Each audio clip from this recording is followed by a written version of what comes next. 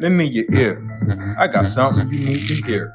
Turn the volume up so it's loud and clear. A podcast where we talk about politics and culture unscripted, no limits. Like a 504 soldier, we're not pretenders, ain't no agendas. Our only plan is to keep it 100 and do it for the fam. Yeah. What up, what up, what up? What's going on? I'm 6 Mil, keeping it trill. It's your boy KG. Welcome to episode 22 of For the Fam podcast. Double deuce. Double deuce, a deuce. Taking me back. Right. So what's good, bro? How you feeling? Good, man. Can't complain. Just a little tired today. Yeah, I hear you. I had to work, so yeah. I'm a little tired myself, man. You know, I gotta go out tonight. oh wow, bro. See that part. I gave them Saturday and Sunday off. I was like, I mean, it's only gonna take me about 35 minutes to do what I gotta do, but still. I gotta drive 30 damn miles to get where I need to go. Right. Yeah, I'm still, feeling some after effects of that cold. Oh yeah. I feel like I'm maybe 93%, almost feel like myself. I can still feel the cold lingering in my chest. Yeah. But anyway, what we want to get into today, bro? Today we are going to discuss the Great Migration. All right, that's what's up. When you talk about the Great Migration, what migration are you talking about? So we're talking about the scores of black families that migrated from the South back basically between the 1910s to the 1940s and the mid 40s, either from either of those states in the South, whether it be Florida, Georgia, Alabama, Mississippi, Louisiana, going up north where we're from. Yep. Where our families decided to go. Yep. Or out west. Yep. To the Bay Area and Southern California. Okay. All right. Well, how about you just focus on the Midwest and I can focus on the West Coast and then we can just discuss it. Yeah. Go ahead, bro. Oh. So I know for you and I, we talked about this a couple weeks ago, and I know you've spoken with your mother, and I talked with my mother, but my grandmother passed really young, and my grandfather just never really talked about it, or even wanted to talk about it. But I know that they migrated north to Hammond back in I think they bought that house that they're in right now in 1943. Oh wow. They've been in that house on that corner since 1943. That's amazing. Nope, I'm lying. They bought a house on Field Street in 1943. They didn't move over to Drackert until I think the mid 50s. Because I know my mother was already born. Okay. She was born in 50. Okay, that's what's up. So, and I know the goal, which I mentioned to you several times, was trying to find if there was more to the story as to why they moved north. After doing a little more research, I answered my own question.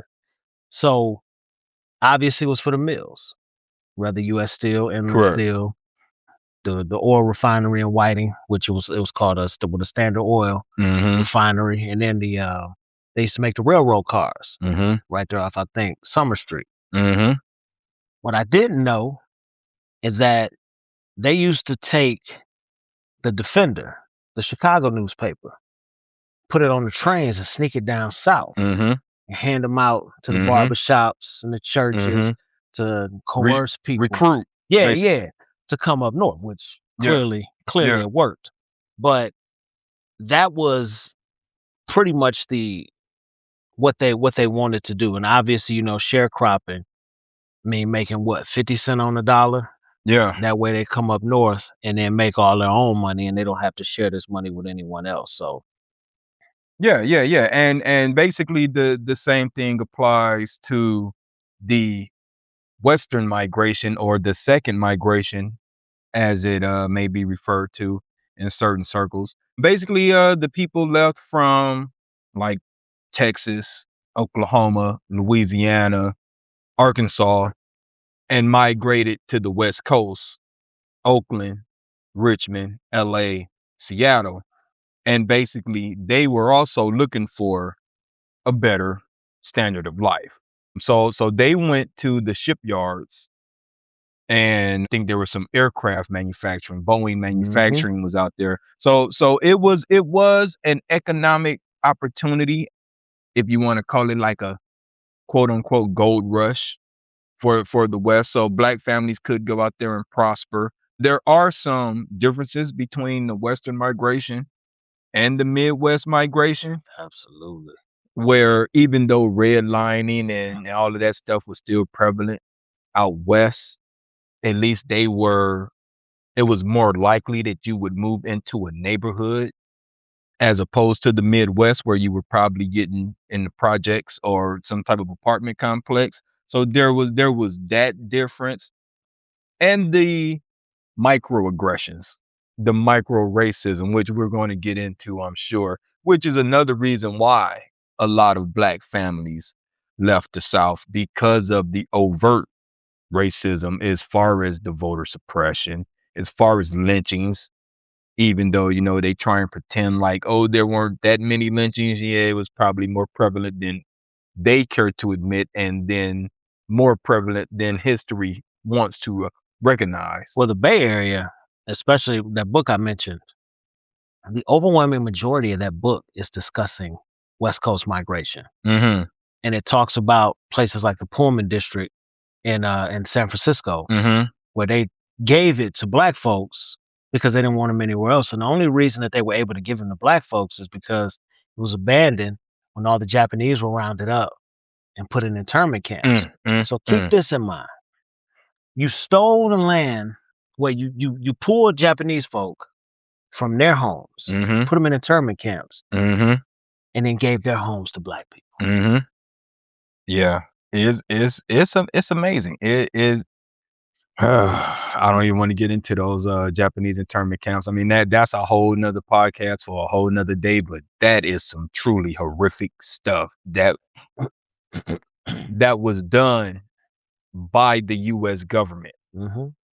Demonized excuse me, a whole community of people. All on a whim, by the way. No evidence to support anything that they were accusing them of. But again, that's another podcast. Sorry. So the Union battles pretty much happened in the Midwest as well as the West. Mm-hmm. Rather than just pinpointing exactly which unions this happened, because it happened across the board.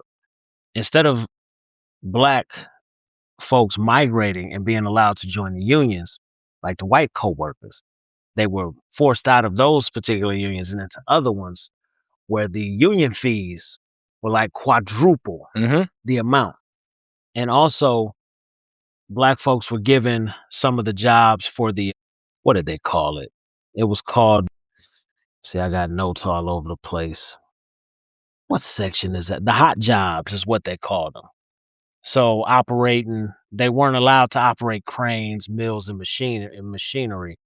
They would be working on the blast furnaces, what they call the coke ovens, which would cause health issues, which I will mention a little bit later on. But that's one of the biggest issues about migrating from the South to the North. Although it seemed like it was all roses, Jim Crow just changed zip codes. Is exactly what they talked about in centers. Basically, Yeah. it's the same as the South, just with tall buildings. It truly did. I think that our relatives, based on where we were located, centralized in those 13 blocks. Now, when we were coming up, there were way more white families, especially on my street. My block was predominantly white. So 2 houses down. Well, you can count the Avon lady and the old lady had all the cats that never came out of the house. And then in the other end of the block, it was a majority white family. And of course, the white flight, they slowly migrated out to Maryville, Cherville, and places, in parts of Chicago. Absolutely. Yeah, it's funny how the neighborhood changed as we got older. I would say by the time we were probably 16, 17, it was like rarely any white families left, as opposed to when we were small kids. It was, I mean, especially like from Highland Street on east, I guess that would be. Yeah, that it was all like white people. Becker, Dracker, Eaton, Yep. Lyons. It's all like predominantly white, all the way down from Calumet to Columbia, you know, and even like Bauer, May Street. Oh yeah, May Street for sure. Yeah. So it is interesting how the white flight did change and how, of course, the property values started to decrease, Hmm. et cetera, et cetera. More police presence in the neighborhoods, all things that people will tell you does not occur, that systemic racism doesn't exist. But anyone who's paying attention can easily see, if you want to see it, you can easily see none of this is made up. These things happen. These are facts.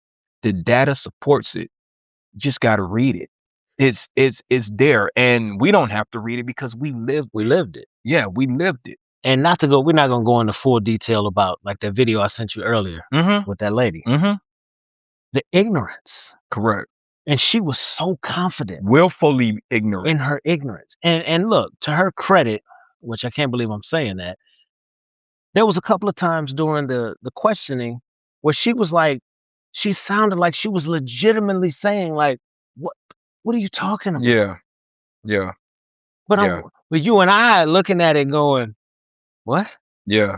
When was the last time you read a newspaper or watched the TV? To be that old too, because this was an older woman. And it looked like she was being interviewed in DC. Yeah. That looked like Washington Monument. Yeah. That was behind. Yeah. At that stage in your life, if you don't know, you just don't want to know. Or you're gaslighting. Well, yeah, there's always that. Excuse me, y'all. Yeah, so I was when we were speaking about this, I was telling you how this was going to tie to the movie we're going to review. That link is the movie we're going to review. So, as a result of the unfair treatment that the black families were getting out west, there was a small group of guys called the Black Panther Party that developed to try and offset the overly aggressive policing. And they also, I mean, because is not just, for those who don't know, the Black Panthers were not just like a black version of the KKK. They actually did like community outreach, and they actually had social programs that helped the community. They had the free lunch programs and everything. So they were not against white people. They were just about empowering black people. And the link is the chapter in Oakland or the West Coast, the chapter in Chicago and the Midwest. That's the link that I was alluding to. Because it's funny when you said the link, my mind started racing without looking up anything. I was like, I'm not gonna look up anything. He said there's a link. My mind is about to race. But the most simple thing that I could have found of that, which is what you just said, well, yeah, the two cities are linked. It just wasn't registering. Yeah.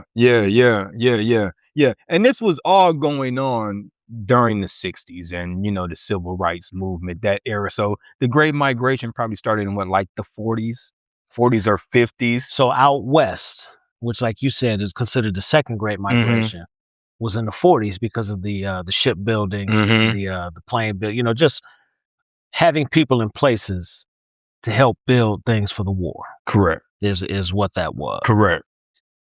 All right, brother. I think I don't have much more to talk about this. Anything else you want to add to this? Nah, not much. All right. I actually I am going to talk about something. So, and we alluded to this when we spoke about doing this topic, and I was talking about another migration back to the South. Oh yeah. And this is not my idea. I've been watching that docuseries on Peacock, High Horse, done by Jordan Peele. Is actually great. It's about black cowboys. Oh man, it's really, really good. But it will make you angry also. But so there is a stat, and I don't want to misquote it, so guys take this with a grain of salt. But they mention a number and they say like this is how many acres of land that have been stolen from black people across the South, during the 60s, whatever. So they talk about a migration, excuse me, a migration back to the South, which is why I brought up, like if you got land in the South, keep it. Don't get rid of it because eventually that land will be worth something. And I know my parents, when they retired, moved back down south. Mhm. I think My that it's in-laws just did. it's just something. Yeah. It's something that I think a lot of people may start looking to, especially as these cities just get worse, more crime ridden, and jobs become more sparse and everything. That people will start trying to return to the South. I think there might be a reverse migration. I I know, I know you think don't feel it. I think that well, I guess for me, where my family originally comes from, I mean, I know my great-great-grandfather was from South Carolina, Mhm, but the family I can trace back just in my head all came from Jackson, Mississippi and Starkville, Mississippi. mhm, My mother's side, Starkville, father's side, Jackson. mhm, I don't want any of my family to go. And of course, my ex-wife, mhm, her daddy's side, mhm, Jackson and Winona, Mississippi, mhm, and so on and so forth. So I just think that maybe Mississippi would be a bad idea. Most of Alabama, most of Louisiana mhm. would be a bad idea for us to return to unless you already own land or have intentions on buying land. Because I can tell you, as someone who has driven through with the in-laws being in the Grambling area, Mhm. just driving down there, taking the kids down and picking, so on and so forth. And there ain't nothing in northern Louisiana. Oh, I'm sure. Nothing. I'm sure, but that land belongs to somebody. Yeah.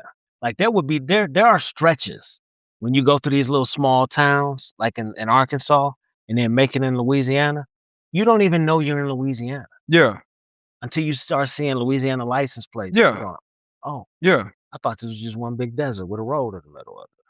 Oh, like there's no There's nothing. vegetation? Well, trees and things like that, a house every once in a while. Mhm. But there's plenty of times where you're just driving and it's just trees. Yeah, And then that's great. you'll see a light every once in a while in the middle of nowhere, but like there's nothing out there to expand on. Like you have that land, if you're not gonna do a farm, usually what do? You sell it to corporations so they can build. Now we That I just mean, that is an option, yes, but I would prefer keeping the land, but yeah, that's but one way to come up. but if you don't have the money to farm and start a farm, Mhm. you're just holding on to a bunch of nothing unless you plan on building to own it. But something you just said, trees. We look at trees as just being trees, but if they're not just overgrown weeds, if they're actually like real trees, that lumber is worth something. Oh no, well, you got that lumber facility, and I don't know exactly which town it is. I know it's almost to Yeah, Ruston, yeah, but it's in between Arkansas and Grambling. yeah, There is a logging yeah, company that yeah, you yeah. pass them, and every time I go and I get behind one, I get in the left lane and punch it because I done seen Final Destination too many times. Oh man, yeah. I don't even think about it. But no, man, you'd be surprised like how much like one tree is worth, man. I mean, you can't come up, and then once you get the land clear, if you wanted to start farming, et cetera, et cetera. I'm just saying there are options for anyone who's looking to do it. There are options. Research it. Don't don't take my advice. Research, get you a plan, get you a financial planner. But there are, if like you said, if you're planning to buy land or if you already have land, your family already owns land, which mine does, there are options there. The point I'm really trying to make here is don't sell the land because land is valuable. I think Especially if you got acres, it's valuable. I think one of the biggest issues in the South, and the reason why I'm so skeptical, the people that make the South what it is right now ain't going nowhere. Oh no, it's still racist, sure. Mississippi is what? Probably the poorest state in the country. Mm-hmm. Them, Arkansas. Poorest and what? Probably the worst education. Yeah. Also.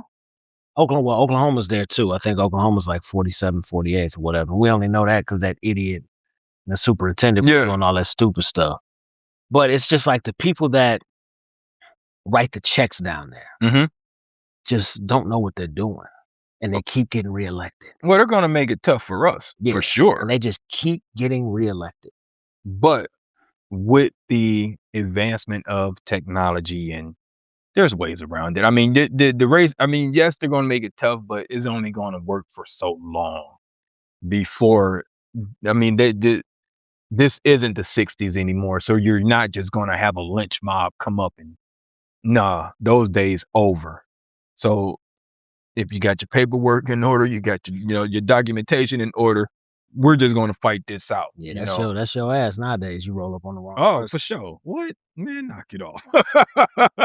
Burn across on my front yard if you want. Knock it off. Knock it off. All right, y'all. We gonna leave it there for now, and we're gonna roll right into our current events.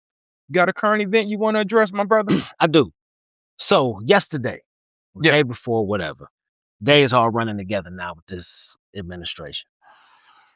The Supreme Court got together. 6 people, 6 against 3. Now, here's why I'm gonna tell you, it's 3 against 3. Because you got the same 3 that always vote on the side of the Constitution and what's right for everybody. You got those 3 over there that voted no. Your Clarence Thomases of the world. And then you got the 3, Chief Justice and all that. So the phonies. All they didn't say, hey, Trump, you can't charge tariffs. They told him, hey, that act that you're using, there's no wording in it specifically that states that you can do this. So what we're going to do is we're going to overturn it.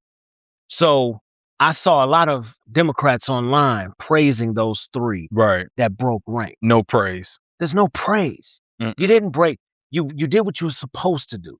Hey, the wording does not fit for you to be able to charge these tariffs. But we're not going to tell you they're unlawful. We're going to tell you you can't use this. And then 2 hours from now, you can use something else. Creating a path for him to get around the ruling, basically. Exactly. Which obviously every administration needs to have someone in their camp that can tell them like, hey, here's what you can do. Here's what you can't. Now, obviously this administration probably has some 23-year-old idiot.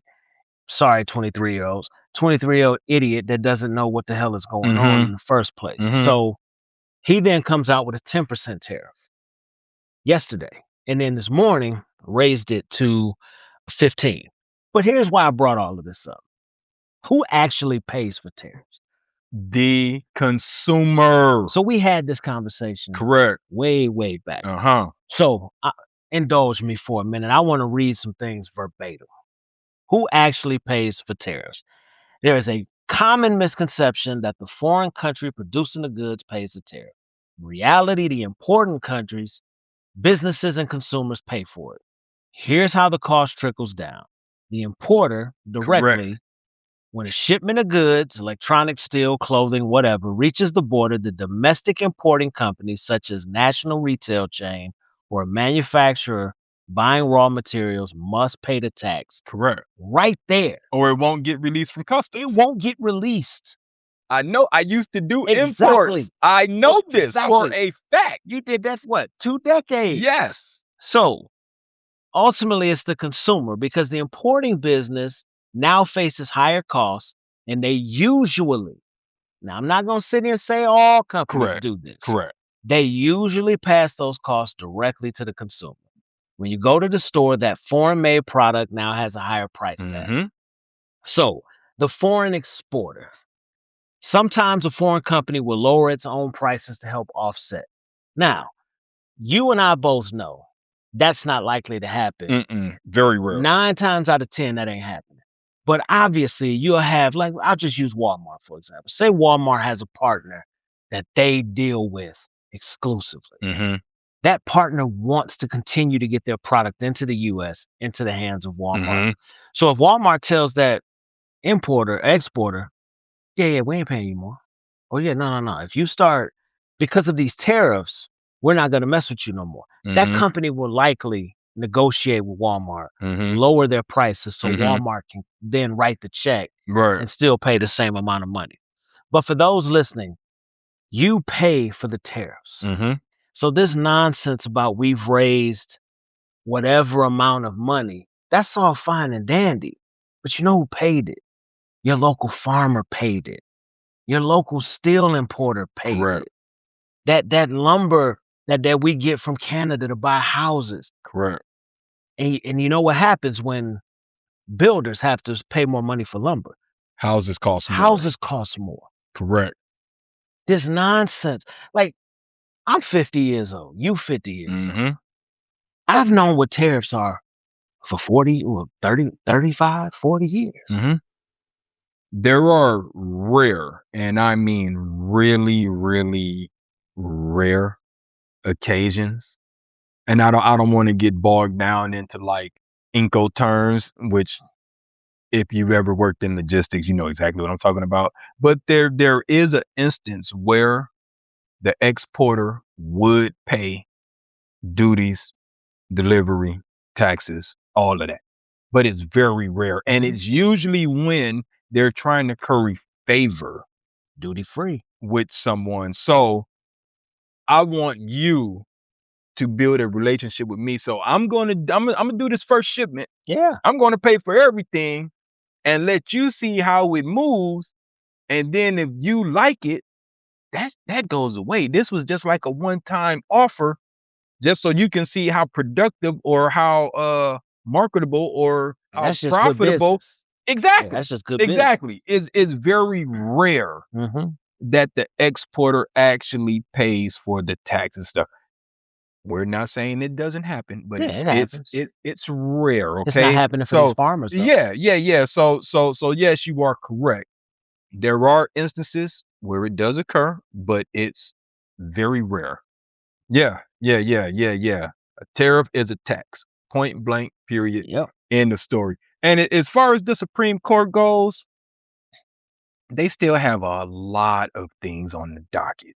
So this one ruling, don't break your arm patting yourself on the back, because you still got voting rights that you got to deal with and a lot of other things. And at this point, I have no confidence in them. So yeah, I'm again, like you said, you did what you were supposed to do. Hey, the wording doesn't, this act doesn't allow you to impose these tariffs based on what you're saying out loud. Yeah. You can't claim this one ruling makes the Supreme Court impartial, because you would have to ignore all of the other bad rulings. You know, this whole ICE thing, which I'm about to get into, it was Kavanaugh basically saying it's okay to stop and frisk. It's okay to racial profile, which basically gave ICE the green light to do all of this. So don't break your arm patting yourself on the back, Supreme Court. And people, don't be so quick to pat them on the back. They truly do not deserve it. So I was going to say something, but I'm going to let you finish, because I'm going to see what you say first, and then I'm going to base my question on what you say about it. All right, cool. All right, so my current event is something local.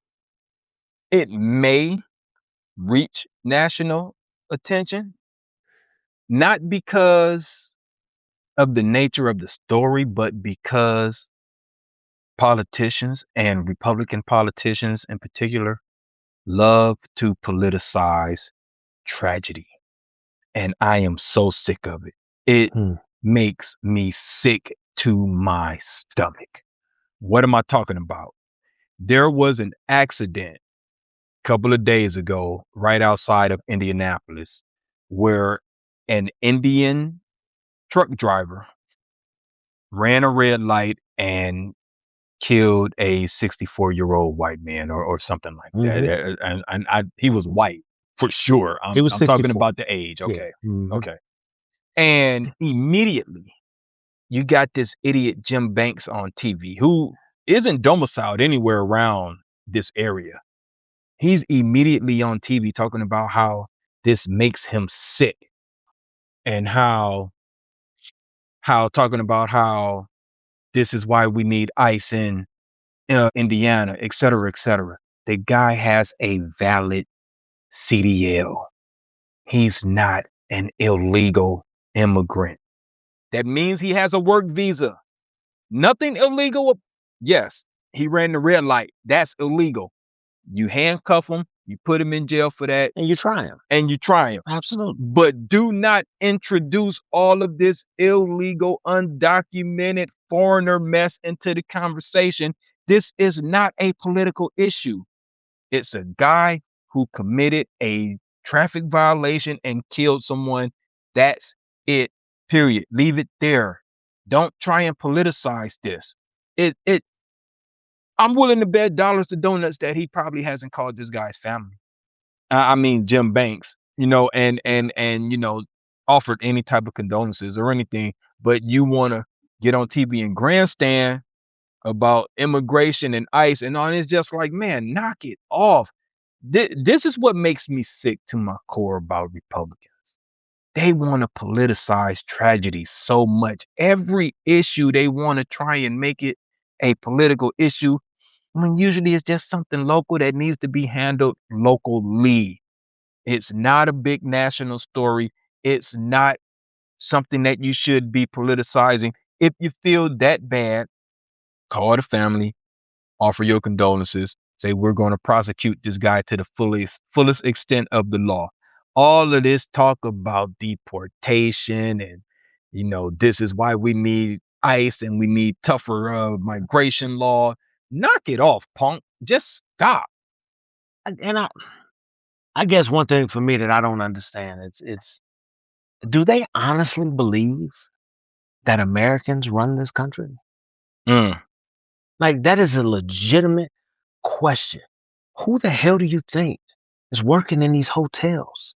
That part. These fast food joints, these restaurant kitchens. Picking your crops. Picking your crops. Like, we work together as a unit, as people, as working human beings. Correct. So when I see, and let's be honest, let's be real too. This whole, what was that? The tariff shit that I was talking about a second ago, as far as, I think that's a stink bug. As far as he's doing a lot of this stuff to prevent these people and these companies in the US importing goods from other countries to do it here. Why? Like Dave Chappelle said, so an iPhone could be $9,000? Correct, because that's exactly what would happen. That's exactly because no American is going to work at that level, and they don't know. No, you want us to do these jobs, you're going to have to pay us, and which in turn going to make the company go, okay, well, since we're going to pay you guys this amount, this TV now costs this amount. And the reason why it's never going to be a CEO lowering a price out of the kindness of their heart is because they have a board of directors. Yep. Which is a whole different conversation. Shareholders. Another day. Yep. They have shareholders. Yep. Who are only about profits. And irrelevant. A lot of times you'll find, like, I'll just throw him out there because he's in the news, like Bill Gates, sitting on a board of something that he knows nothing about. Just because he is. Well, or a shareholder. Well, Bill Gates owns 30% of this company. You're like, why does he hold 30% of a cake making company? What the what? Yep. Money. And it's solely profit based. They don't care anything about immigration. They don't care anything about the workers. They don't care about politics. Where is my money? Yep. That's all they care about in the end. Yeah. So that's my current event. And we're going to move right into our rant about a random topic. Yeah. I'm going to just keep this going because my rant definitely coincides with my current event. And I want people to think about this. All of the immigration enforcers. I want you guys to think about a few things here. your favorite baseball team is probably 50% immigrants. Shit, more than that. Way more than that. I mean, like Major League Baseball has a very large Hispanic presence. Mhm. The Asians and Japanese are starting to have a major presence in Major League Baseball. Yep. But you're so hell bent on getting immigrants out of here. Are you trying to get those guys out of here? I mean, because what's good for one is good for all. Do you see how idiotic your logic is? People are all enraged about Bad Bunny not speaking any English during the Super Bowl halftime performance. Do you guys not realize that there are Hispanic players in the NFL? Do you see how idiotic your logic is? We were just talking about cleaning your hotels, Mhm. picking crops. Those things don't happen without an immigrant population. Your logic is so flawed. Get past your racism. Please open your eyes, use your head, get rid of your racism. We need these people here. We need them here, and they're not doing any more harm to the country than your average white asshole. Sorry to put it like that, but I'm fed up with the immigration talk. Let's just knock it off, America. Knock it off. Judge people based on their actions. Stop demonizing whole groups of people. It's just dumb. Not all people are one thing. Not all white people are this. Not all black people are that. Not all Hispanic people are this, that, and the other. Just freaking stop. If someone that's an immigrant commits a crime, then prosecute them. Don't say all immigrants did the damn crime. Yeah, but you know, it's for us, we used to that. Because you let somebody black do something. See, man, that's what they do. Oh my God, we're never going to progress if we keep this up. It's so stupid. It's just so it's such a fifth grade way of looking at the world, in my opinion. It's the same regurgitated nonsense that has been taught for generation after generation in some families. Yeah, It's just true. which is still dumb. Which is dumb as hell. Yeah. I could tell you, point blank period. There are my family, especially on my mother's side, is multifaceted, which I've mentioned before. It's why I look the way I look. Mm-hmm. I can trace and find somebody white in my family just 2 generations ago. You know what I mean?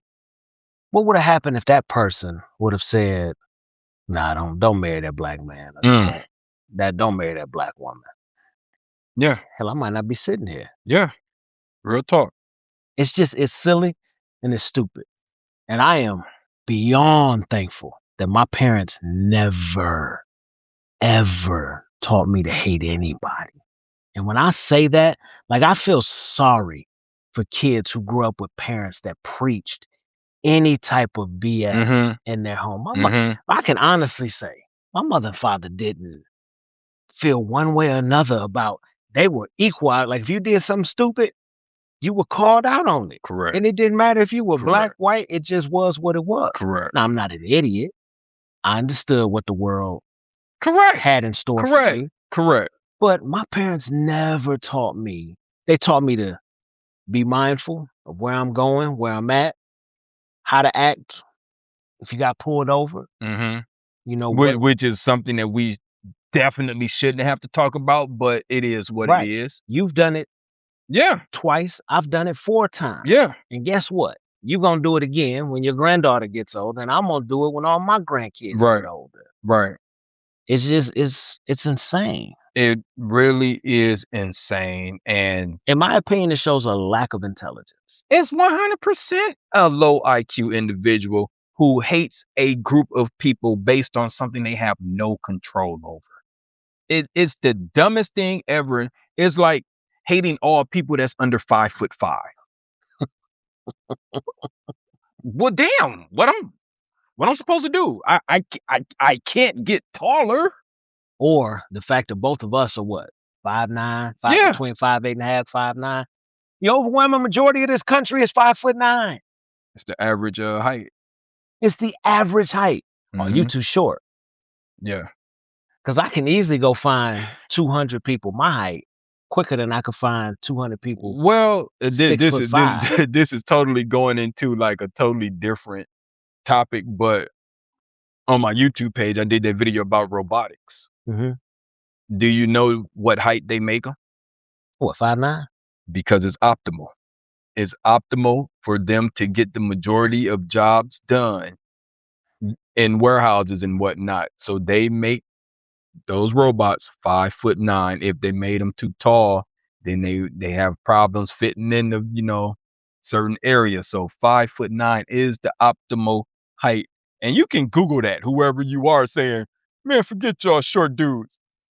You can Google that. Anyway, like I said, we totally got We off. ain't short. Shit. Got off. Yeah, we got off topic on that. Anyway, bro, that's my work, man. My bad. Go ahead. You got anything? Oh, yeah. All right. So, a couple weeks ago, maybe a little longer, I mentioned to you I saw an interview that Pete Davidson from Saturday Night Live did. Mm-hmm. He was talking about THC. Mm-hmm. Buckle up, everybody, because I'm about to piss you off. So I did some research based on like digging deep instead of just Googling what he said. Like I dug deep and looked up there are scientific studies to back up his data. So he said that the reason he stopped smoking because he started experiencing psychosis. Now, why would someone smoking weed start experiencing psychosis? Here's why. I compared weed in the 90s from 1990 on up to today. So, in the 90s, the average THC potency was between 4 and 5%. 2010s, 12%. 24 to 26, 15 to 28%. Concentrates, which are oils, waxes, so on and so forth, which didn't exist when we were kids, 60 to 95%. Here's why that's horrible. You know what else is coming down as THC goes up? CBD. Okay. So CBD was 10 to 1 in the 90s. So CBD acted as a buffer. Okay. To basically stop from the psychosis from weed to cause those issues. Now it's 100 to 1. So CBD, because it's the way that the weed is grown nowadays, it's basically being catered to how they grow it. So it's almost all THC for the most part. So the CBD has come down quite a bit. So one of the crazy things is I asked it to compare, and I know this, just listen and hear me out, people. I asked it to compare cocaine to weed today. Okay. Obviously, Cocaine is still more potent, but the psychosis gap is closing. Interesting. So cannabis-induced psychosis. Heavy users of 20% plus THC have a 4 to 5 times higher risk of developing psychosis. Hallucinations and shit. Yeah.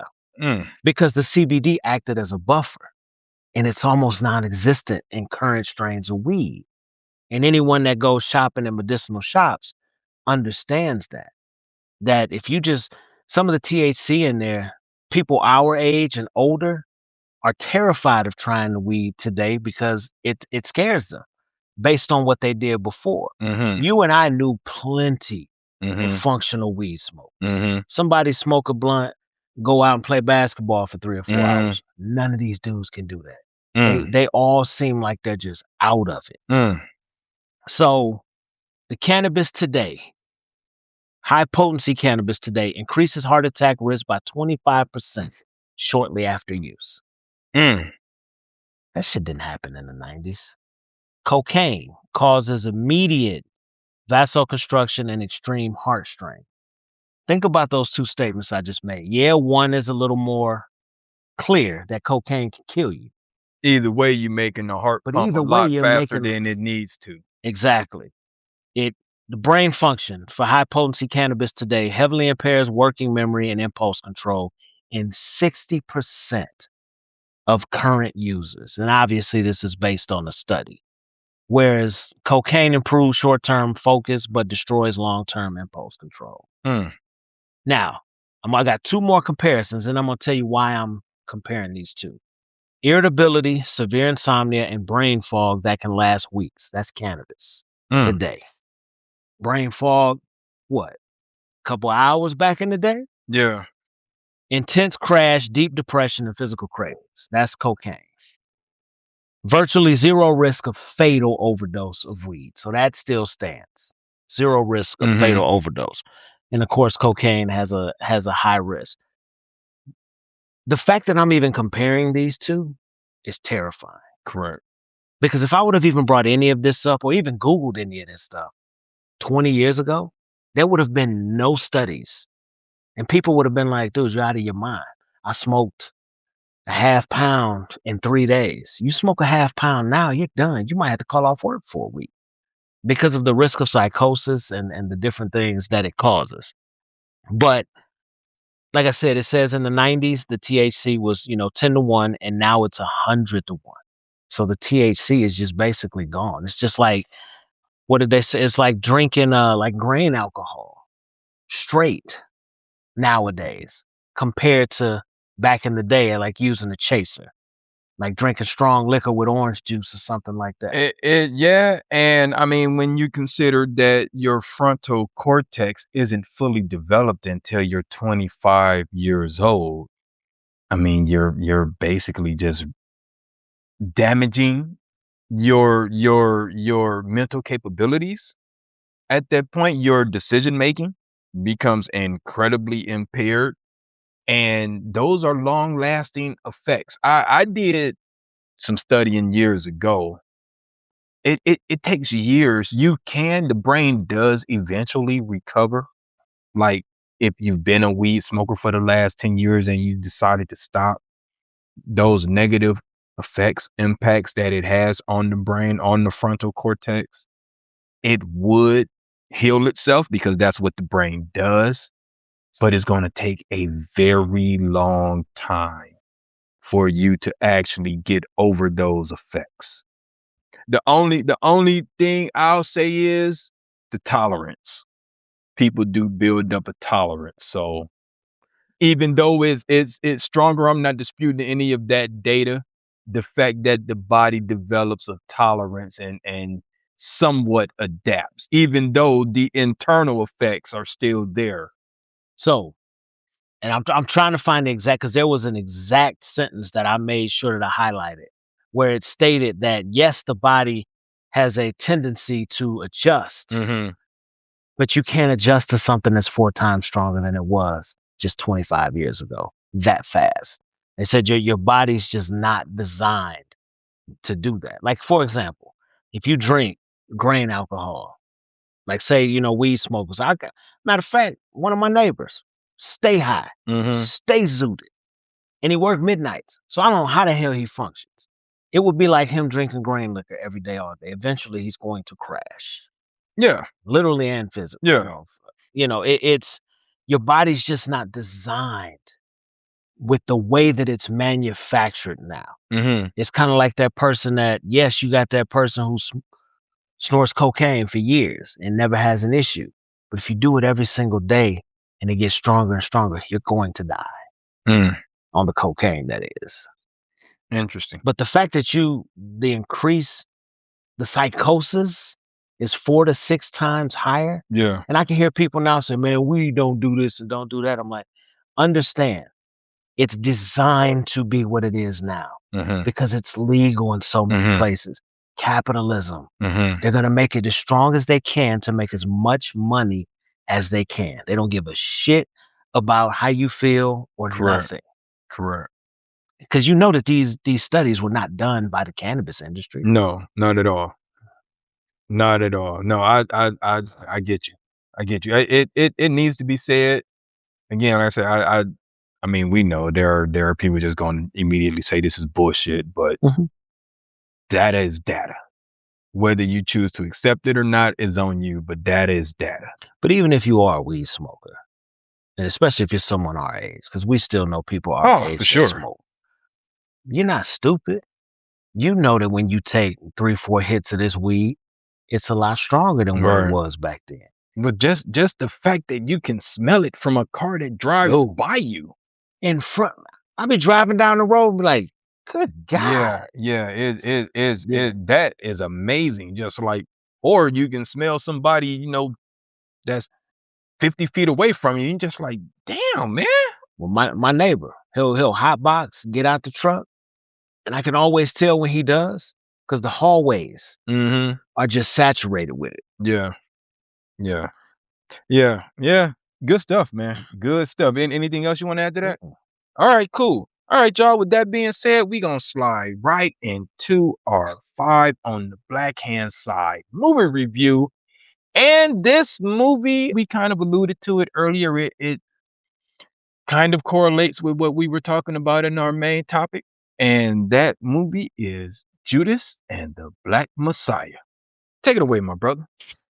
So, Judas and the Black Messiah is a movie released in 2021, directed by Shaka King. And it stars Daniel Kaluuya, who is the main character. Well, supposed to be the main character, but he won the supporting actor Oscar for playing Fred Hampton. Rightfully so. Lakeith Stanfield plays William O'Neill. Jesse Plemons' crazy ass plays Agent Roy Mitchell. And Dominique Fishback plays Deborah Johnson. And I'm not, Lord forgive me. I forget her name when she changed it. I don't want to butcher it. So. Oh, I didn't know she changed her name. In real life. Not Fishback. Oh, okay. I'm sorry. But Fred Hampton's. Yeah, it's like a Kia something. Najiri. Yeah. So the plot of the movie is 1960 Chicago, and it follows William O'Neill. He was a petty criminal who got caught stealing a car while impersonating a federal officer. Correct. So to avoid a lengthy sentence, Roy Mitchell coerces him to become an informant. And his overall mission was to infiltrate the Chicago chapter of the Black Panther Party and keep tabs on Chairman Fred Hampton. So as O'Neill rises through the ranks to become the chapter's head of security, he's starting to understand and respect Fred Hampton's goals and dreams of what he's trying to do. But at the same token, it's not at the point where he's willing to abandon the FBI mission because he don't want to go to jail. The money was good. Yeah. And the fact that they had those 5 years hanging over his head. Yes. Which, in the grand scheme of things, brother, should have just took the 5. Yeah.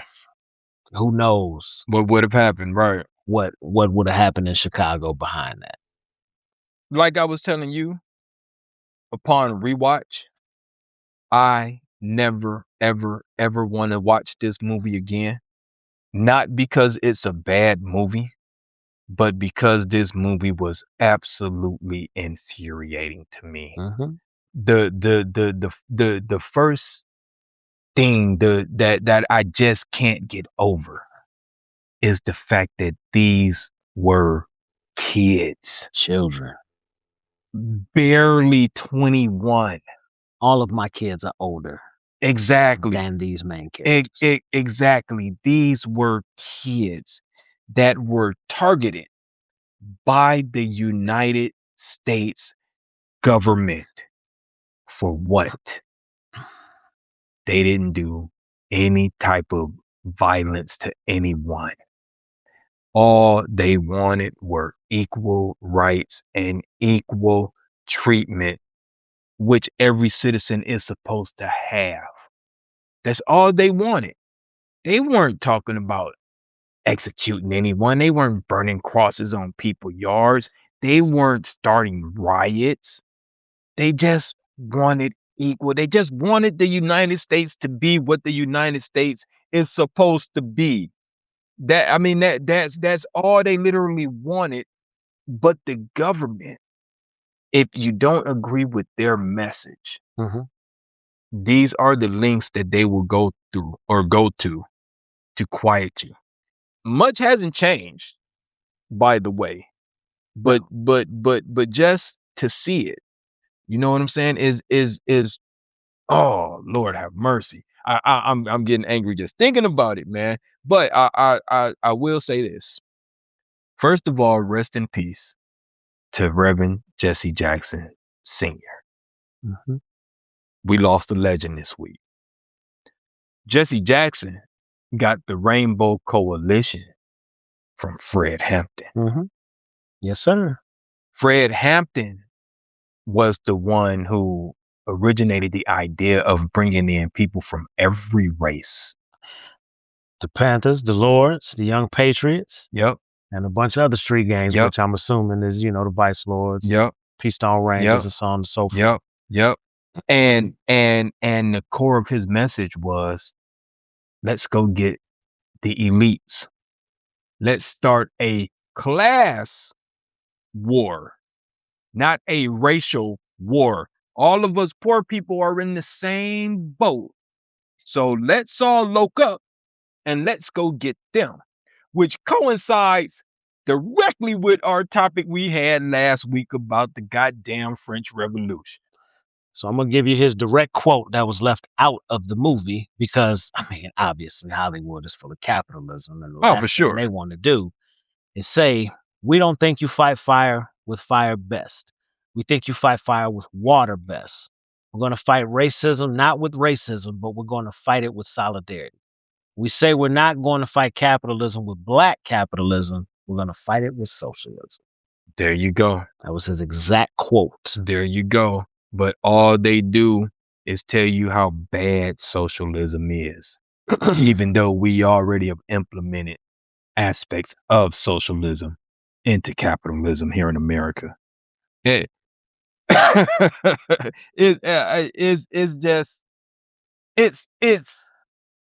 the sorcery. Propaganda works. Mm-hmm.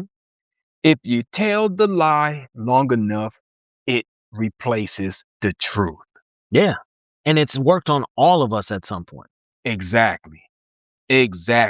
We all need to wait. This was the 1960s. Everything that man fought for is still prevalent today. Mm-hmm. If there's been any improvement, it's minimal. Small increments. We're having the same fight today. Not much has changed. So one of the things with this movie, obviously I love the movie. One of my favorite scenes of any movie ever is his speech, where when he get out, when Jesse Plemons is in the crowd, and his girlfriend, sheds a tear about it. Basically, when she found out, oh wow, I'm dating somebody who's important. Yeah, the way he delivers that speech is just magnificent. But it left out that quote that I just said. But one of the things about Fred Hampton that we'll never get from Hollywood is the true Fred Hampton. Right. Fred Hampton was depicted in this movie as a civil rights leader. He was a communist revolutionary. Speak on it. Go ahead, bro. I mean, it is what it is. He was a communist revolutionary. So he didn't want to be viewed as just a civil rights leader. He was a Marxist. He was a Leninist. Now, you and I might not agree with a lot of that bullshit ideology with Lenin and and whatnot. Maybe not the Lenin part. Yeah. But Marxism, socialism, communism, and I did a video about this on my YouTube page, y'all. So y'all go check it out if you get time. Which I'm gonna quote something you said. Oh, okay, go ahead there. He believed that racism was a symptom and capitalism was the disease. Mm-hmm.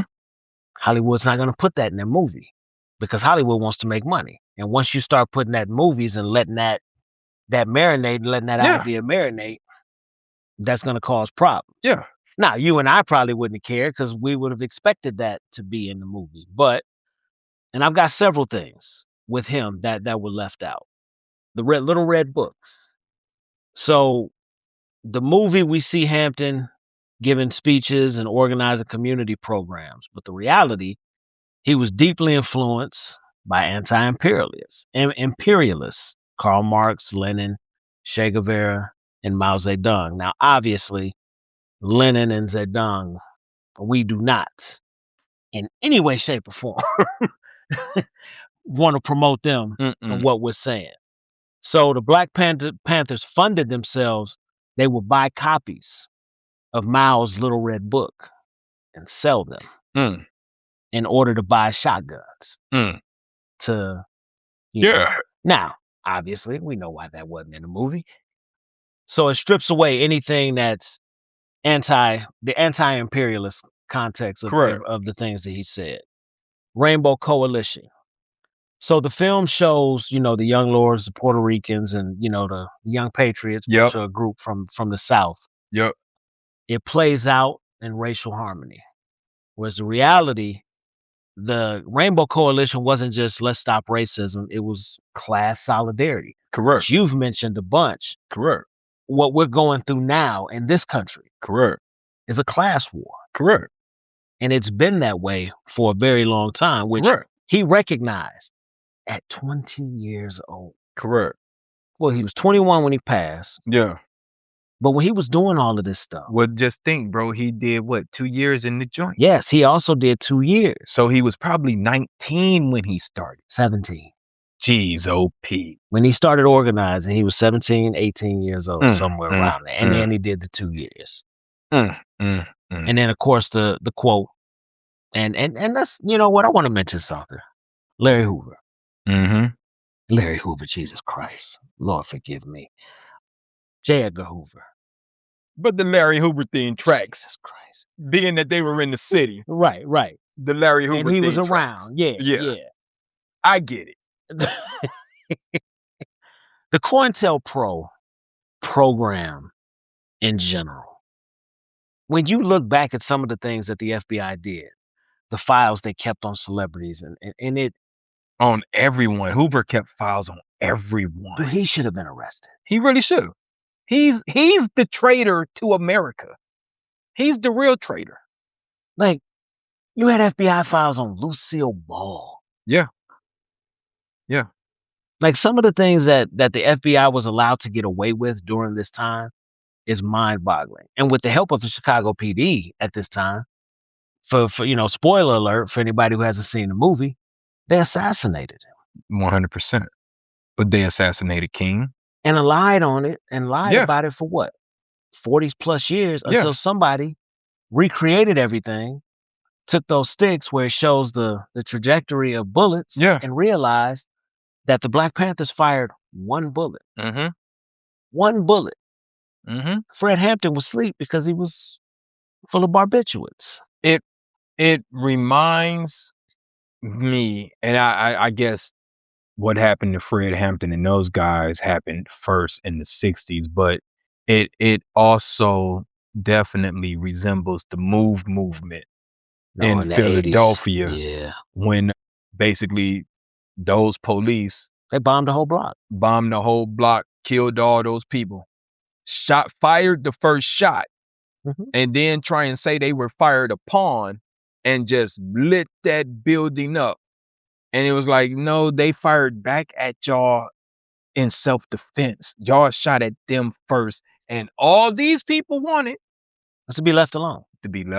Because now there were, you know, obviously there were neighbors complaining, black and white at the time, because of the way they looked, the way they smelled, the loud noises. But it was a commune, for lack of a better term. And then the city basically stepped in and was like, nah, you know, you got kids in there not going to school. Nobody's got valid health care. We need to come in. You guys need to go. And then when they fought back, somewhere along the night, somebody decided, let's just blow the building up. Yeah, it's crazy. Which is what they did. They ended up blowing up the whole block. Yeah. And for those who need to look it up, just look up the movement in Philadelphia, and just click images. Don't read a single article. Just click images, and you will see an entire city block on fire. Yeah. And it started during the day. 2:00 in the afternoon. I listened to a podcast about it one time. 2:00 in the afternoon. Unbelievable.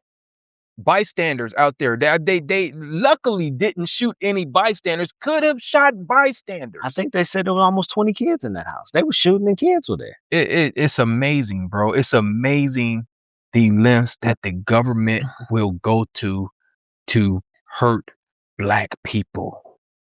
Why do I say it like that? What happened with those Bundy people out in Oregon a few years back? Nothing. They had those guns out there like, government, come get us. Nothing happened to them. Bro, their neighbors showed up. People from around the country had rifles trained on federal agents. And nothing happened to them fools. Nothing. What about David Koresh and them down there in Texas and Waco? Nothing happened to them. But when you black, at first nothing happened to them. Yeah. But we're talking 45 days of negotiating. Correct. But when you're black, it's jumping off. Took a couple days. Yeah, we gotta get these fools up out of here. Yeah. To get back to the movie. Yeah, we were talking about the movie. Yeah. Apologies, y'all. Yeah. I did like the scene when your boy went to the rally, the FBI agent. Yeah, Jesse went to the rally. That was absolutely terrifying. Just like, wow, these people are diabolical. I'm right here. Yeah. Cheering in the crowd. They don't even know. And he said it in the speech, like, some of y'all might be pigs in here. Yeah, they were. Had his beanie on, with it curled up like everybody else did. Yeah, they were. And I'm just like, man, these people they will stop at nothing to achieve the goal to silence Black solidarity. It is just like, you're that afraid. But I'm gonna tell you what they're so afraid of, bro. Because they've done so much harm and evil to everyone else that they think that if they were ever out of power, that their ass is gonna be out there picking cotton and shit like that. That's what they're afraid of, bro. Is everything that they've done, they think will come back on them. It ain't gonna happen. We don't even get down like that. No, we don't care. Yeah. And as far as Fred Hampton goes, I mean, it was one of those things where anyone who can unite scores of impoverished people, for sure, Black, white, Puerto Rican, Mexican, and like the Young Patriots would now today be considered conservatives. Without a doubt. They fought with on the side of Fred Hampton. They showed up and was like, we're with you. Because money talks. But you know what else too?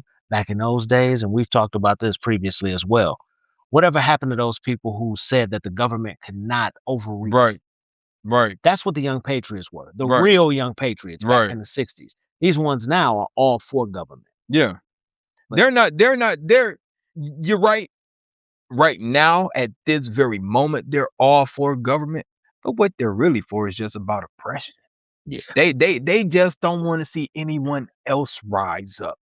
That's what they're really about. If Obama was president, they wouldn't be all about government. Oh, they ain't all about government. They really just a bunch of freaking racists. Can't believe he want to do this or do that. Yeah. Even if it benefits them directly. Yeah. They're just anti everyone else at this point. I mean, bro, we talked about it years ago. Remember the Cheerios commercial? Ooh. Now, you and I laughed. Meant nothing. Because we were just like, it was cute. That's cute. Yeah, it was cute. Yeah. Y'all always trying to put Black ideology in commercials, so we can't have no Black people in commercials. That's what you're saying. Not just in commercials, not in video games, not in comic book movies. You know what I'm saying? Nowhere, unless you the sidekick. But here's why. Yeah, I don't even want to revisit that. Here's why I said what I said earlier. Do you know how, I almost said something you ain't supposed to say. Do you know how crazy and misguided you have to be in your life to rule that it's okay to look at someone and decide whether or not they're a citizen? Bonkers. Like, for any human being. Bonkers. You, me, Black man, white man, it doesn't matter.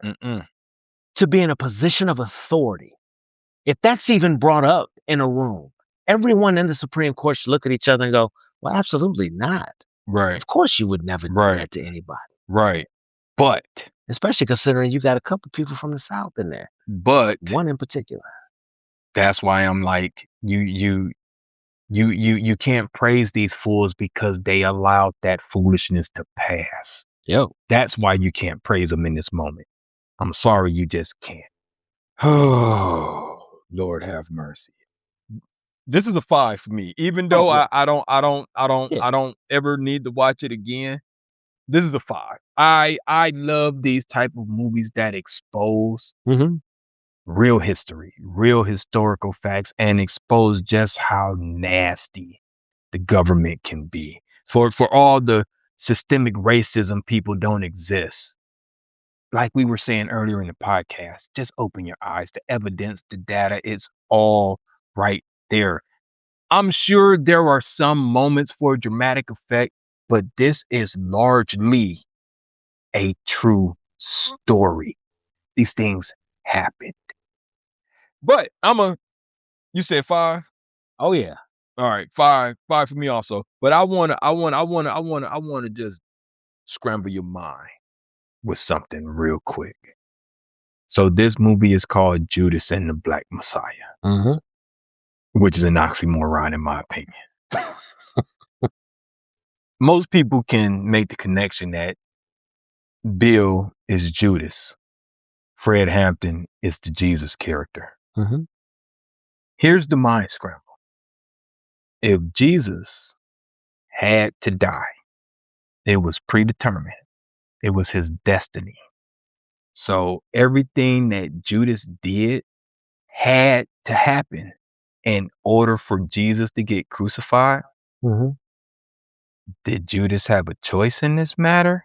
So is Judas really a bad guy, or was he just playing his role? Was he just doing Just his playing the part? role, yeah. Yeah. I'm just saying. Well, the term obviously Messiah, we know where that comes from, but the Black Messiah is something that J. Edgar Hoover used in private, saying that we Don't want another. we don't want another Black Messiah. Correct. So that's how they ended up Yeah. with part. But no, Yeah. yeah. It's just something that, sometime I be sitting alone with my thoughts and it's just like, wait a minute. Judas had to. The story had to go that way in order for salvation to take place. So why does history demonize him? He kind of did his job. If that was his destiny from birth, and I know the Bible say that he's going to suffer, but if that was his destiny from birth, then he did exactly what he was supposed to do. Yep. Just saying, the guy kind of got a bad rap. I mean, it's kind of like, what? What was I supposed to do? Just my thoughts. Just something to think about. All right, y'all. So this is a 5 for me as well. But I also want to mention one thing. For those who don't know, their son survived Correct. the shooting. So Chairman Fred Hampton Jr. still runs the Chicago chapter of the Black Panther Party. Look him up on Instagram. He does a lot of things. If you're in the Chicago area or just around the country, he visits a lot of places. He does a lot of things. So they still have different links. You can donate time, donate money to go help feed kids and just help out the community. So look him up on Instagram, Chairman Fred Hampton Jr. All right, cool. That's what's up. All right, y'all. Now we're going to go into our closing monologue. You ready, my brother? Yeah. All right. Take it away. All right. So today I want to talk about where we're from. So up in Hammond. Now this all kind of coincides with the book recommendation I gave last week, as well as some of the things we talked about today. So when we left Hammond, our families 25 years ago, whatever, we were not running from the air quality. We were looking for a future. We didn't realize back then that the haze that was in it was a choice someone else made for us. You look at the history and you see it wasn't an accident. Those industrial zones in the region weren't just picked at random. They were carved out right in the middle of Black neighborhoods. Or we were forced into those areas because redlining meant that there was nowhere else for us to go. We were boxed in by the mills and told to be grateful for the work while our health was being traded away for someone else's profit. So like a lot of people I grew up with, I headed to Indy, which a lot of people we grew up with are here now. We were looking for a fresh start, a way to build something better. But as we got older, we started doing research, realizing that the shadow, excuse me, I realized the shadow just changed its shape. You look at the maps here in Indy, and you see the same fingerprints. You see how the interstates were cut right through the heart of Black life on the west side and the Martindale Brightwood communities, and how the factories were zoned into our backyards. And the cost is right there in the numbers. You see the lung cancer rates here in Indy, 40% higher in our neighborhoods than the rest of Indiana. It hits you pretty hard when you realize that for a lot of us, the move didn't actually change the stakes. Whether it's the steel dust back home or the industrial ghosts and highway exhaust here in Indy, the highway risks, excuse me, the highest risks always seem to land on our doorsteps. We moved for opportunity, but the map was already drawn. We aren't just a cancer cluster or a data point. We're families who have been forced to breathe in a history we didn't ask for. And we're tired of the place we call home being the very thing that makes us sick. Excellent. Just makes me think about 465. Mm-hmm. Circle. Yep. Enclosed. Yep. Interesting. All right, brother. That was very, very good. All right, y'all. That's going to conclude this episode of For the Fam podcast. We got a little housekeeping, I guess, if you want to call it that we need to do. We want to take this moment to shout out some foreign listeners that we have. What is it? Germany, Yeah, Germany, Hong Hong Kong, Kong, Ireland, was it India? the Ukraine. Yeah. So Yeah. we want to take a time out to shout out those foreign listeners that we have gained. We appreciate it very much. We hope you guys continue to listen. We see you. All right. We Look, appreciate it for sure. we definitely appreciate it, and tell a friend to tell a friend. You know what I'm saying? The more eyes, the more ears, the better we can do. Anything you want to add to that, brother? Nah, you said it right. We apologize. We meant to mention it a couple weeks ago, Correct. but then I noticed a couple days ago this the increase. I'm like, Mhm. okay, yeah, we definitely need to Yeah. mention that. Yeah. It's great. All right. So like we always say, you can find us anywhere that you get your other podcasts. We're on every major platform. Give us a like, give us a share, give us a subscribe, give us a rating, and just try Absolutely. and help us manipulate the algorithm. My gosh, I can't speak all of a sudden. All right. So with that being said, y'all, we'll holler at y'all next time. Peace.